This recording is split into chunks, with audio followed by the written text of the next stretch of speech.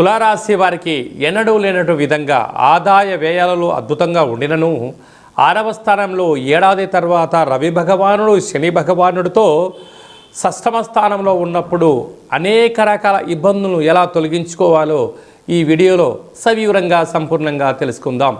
తులారాశిలో ఏ నక్షత్రాలు వస్తాయనగా చిత్తా నక్షత్రంలోని 3వ పాదం 4వ పాదం, స్వాతి నక్షత్రంలోని 4 పాదాలు, విశాఖ నక్షత్రంలోని 1, 2, 3 పాదములు కలిపితే తులారాశి.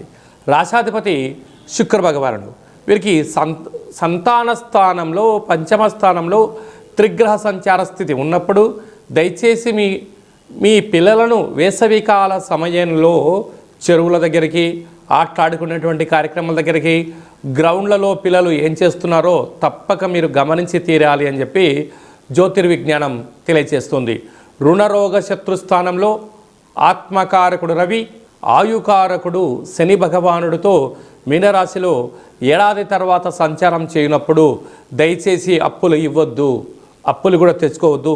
ఈ రెండిటి వలన మీరు ఒత్తిడికి గురవ్వడం, దీర్ఘకాలిక వ్యాధికి ఇబ్బంది పడడం, పోలీస్ స్టేషన్లు, కోర్టు సమస్యలను ఎదుర్కొనే పరిస్థితి అధికంగా ఉంటుంది.